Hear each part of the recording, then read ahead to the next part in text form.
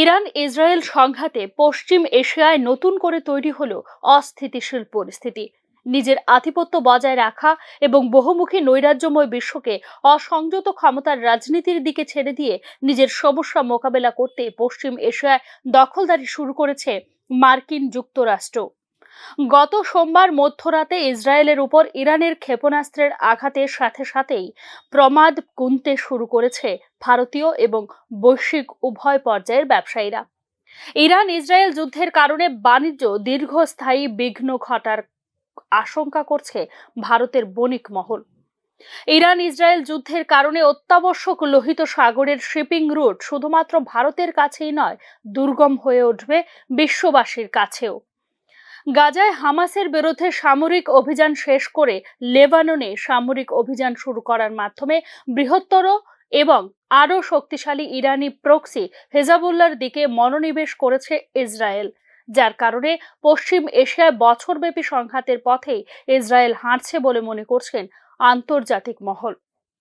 হেজাবুল্লাহ সদস্য লক্ষ্য করে পেজার এবং ওয়াকি টকি সহ নাটকীয় বিস্ফোরণ এবং সেই সাথে হেজাবুল্লাহর নেতা হাসান নাসেরুল্লাহ হত্যা ইসরায়েলের জন্য একটি কৌশলগত বিজয় হলেও এই বিষয়টি বিশেষভাবে প্রভাবিত করবে ভারত সহ আন্তর্জাতিক বাজার অর্থনীতিতে। আবার বিশ্বের অন্যতম গুরুত্বপূর্ণ ব্যক্তিত্ব হিসেবে প্রতিষ্ঠা পাবার পাশাপাশি 2006 সালের আক্রমণের সময় ইসরায়েলি বাহিনীর থামানোর জন্য একমাত্র আরব শক্তি হিসেবে কৃতিত্ব অর্জন করেছিল হেজাবুল্লাহ প্রধান হাসান নাসরুল্লাহ। আসলে ইয়েমেনের হুথি বিদ্রোহীদের সাথে ঘনিষ্ঠ সম্পর্ক ছিল হেজাবুল্লাহর প্রধান হাসান নাসরুল্লাহ, যারা লোহিত সাগরের পথ অতিক্রমকারী জাহাজগুলোতে বেশিরভাগ হামলার জন্য দায়ী। হেজাবুল্লাহ প্রধান হাসান নাসরুল্লাহর শাহাদাত মূল্য দিতে হবে বলে ইতিমধ্যেই জানিয়ে দিয়েছে হুথি বিদ্রোহীরা। ইউরোপ, মার্কিন যুক্তরাষ্ট্র, আফ্রিকা এবং পশ্চিম এশিয়ার সাথে বাণিজ্যের জন্য সুয়েজ খালের মধ্য দিয়ে এই রুটের উপরই অনেক বেশি নির্ভরশীল ভারত।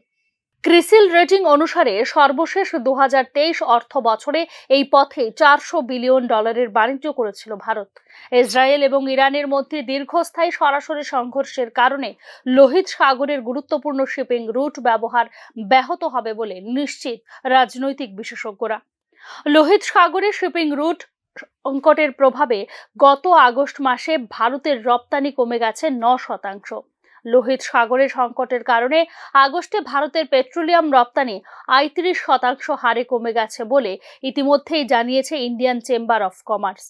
লোহিত সাগরের শিপিং রুট ব্যাহত হবার কারণে বাণিজ্যের বিকল্প পথ খুঁজতে হচ্ছে, যেখানে লাভের মার্জিন কমে যাচ্ছে এবং বেড়ে যাচ্ছে শিপিং খরচ। কেন্দ্রীয় সরকারের দেওয়া তথ্য অনুযায়ী গত বছরের আগস্টে 9.54 বিলিয়নের তুলনায় চলতি বছরের আগস্ট মাসে $5.95 বিলিয়ন নেমে এসেছে দেশের পেট্রোলিয়াম পণ্য রপ্তানি। শিপিং বাজারগুলি রপ্তানিতে আরও প্রভাবিত করবে, কারণ 2023 অর্থ বছরে ভারতের সামগ্রিক পেট্রোলিয়াম পণ্য রপ্তানির 21%, যেখানে ছিল ইউরোপ। সেই ক্ষেত্রে ক্রমবর্ধমান শিপিং খরচ পেট্রোলিয়াম পণ্য রপ্তানির পুরো বিষয়টিকেই প্রভাবিত করবে বলে নিশ্চিত ভারতের বাণিজ্যিক মহল।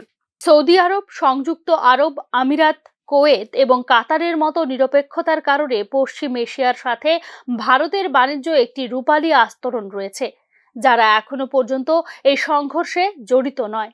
একটি গ্লোবাল ট্রেন্ড রিসার্চ ইনিশিয়েটিভ প্রতিবেদনে উল্লেখ করা হয়েছে যে এই উপসাগরীয় সহযোগিতা পরিষদ দেশগুলির সাথে ভারতের বাণিজ্য আগের বছরের একই সময়ের তুলনায় 2024 সালের জানুয়ারি থেকে জুলাইয়ের মধ্যে 17.8% বেড়েছে। ইরানে ভারতের রপ্তানিও এই সময়ের মধ্যে 15.2% বৃদ্ধি পেয়েছে। লোহিত সাগরের সংকটের কারণে আগস্টে ভারতের পেট্রোলিয়াম রপ্তানি 35% হারে কমে গেছে, কারণ ক্রমবর্ধমান মার্জিন এবং ক্রমবর্ধমান শিপিং খরচ আমদানিকারকদের বিকল্প উৎস খুঁজতে বাধ্য করছে। সরকারি তথ্যে দেখা গেছে যে পেট্রোলিয়াম পণ্য রপ্তানি গত বছরের আগস্টে 9.54 বিলিয়নের তুলনায় গত মাসে $5.95 বিলিয়ন নেমে এসেছে। আন্তর্জাতিক মুদ্রা তহবিলের দেয়া তথ্য অনুসারে সুয়েজ খালের মধ্য দিয়ে বাণিজ্যিক পরিমাণ বছরের প্রথম 2 মাসে 50% কমেছে। এটি প্রধান শিপিং রুটে বাধার কারণে আসে। বিশেষ করে সুয়েজ খাল এবং লোহিত সাগরের মধ্য দিয়ে জাহাজগুলিকে হর্ন অফ আফ্রিকার চারপাশে দীর্ঘ পথ নিতে বাধ্য করেছে, যার ফলে শিপিং খরচ 15 থেকে 20% বৃদ্ধি পেয়েছে। এটি ভারতীয় কোম্পানিগুলিকে লাভের মার্জিনকে মারাত্মকভাবে প্রভাবিত করেছে, বিশেষ করে যারা নিম্নমানের প্রকৌশলী পণ্য, টেক্সটাইলস, গার্মেন্টস এবং অন্যান্য শ্রমনিবিড় পণ্য রপ্তানি করে। লোহিত সাগরের সংকট শুরু হওয়ার পর থেকে ভারতীয় রপ্তানিকারকরা সরকারকে বৈশ্বিক খ্যাতি সম্পন্ন একটি ভারতীয় শিপিং লাইন তৈরিতে মনোযোগ দিতে বলে আসছে। এদিকে লোহিত সাগরের সংকটের মধ্যে গ্লোবাল শিপিং লাইনগুলি তাদের মুনাফা বৃদ্ধি করে চলছে ক্রমাগত। বিঘ্ন যত বেশি সময় ধরে থাকবে, শিপিং এর হার তত বেশি হবে বলে এবছরের শুরুর দিকে প্রতিবেদনে উল্লেখ করেছে আন্তর্জাতিক শিপিং জায়ান্ট জেপি মর্গান।